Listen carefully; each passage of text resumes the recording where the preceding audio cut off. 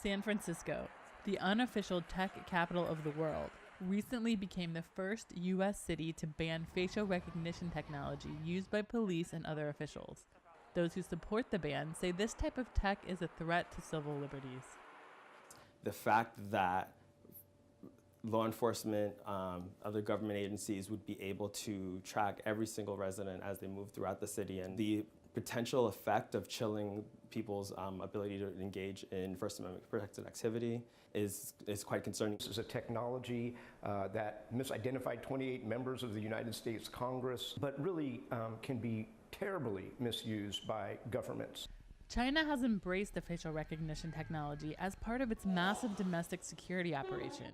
It even uses it in some public restrooms to dispense toilet paper. Facial recognition software is not new, but it has become much more sophisticated in recent years. Apple uses facial recognition as a feature to unlock the latest iPhones.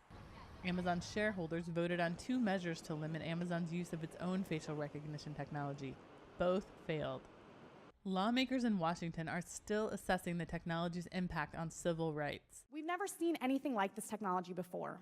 Critics argue that facial recognition technology is sometimes flawed and fails more often when identifying women and people of color. At a minimum, Congress should pass a moratorium on the police use of facial recognition, as the capacity for abuse, lack of oversight, and technical immaturity poses too great a risk, especially for marginalized communities.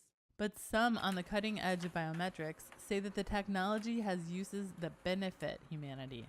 I think it's an interesting and exciting time for biometrics. I think this idea that it's the bad guy, there's lots of dystopian images of how biometrics could become this horrible thing, and I think that's really misplaced. Hanson's company, Credence ID, uses facial recognition technology and other biometrics like thumbprints to help identify people in the developing world who need things like food, medical supplies, or infant formula. He thinks San Francisco's ban is too severe. A ban seems to be the wrong move to me, certainly.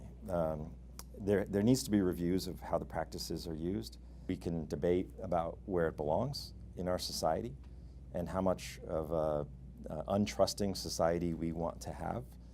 But getting rid of biometrics, it's kind of like getting rid of the internet because it can be used for bad. Other cities in the U.S. are considering a similar ban to San Francisco's, while companies, governments, and organizations find new uses for it. What's unclear is whether any regulation on the technology can keep up as its growth explodes. Deana Mitchell for VOA News, San Francisco.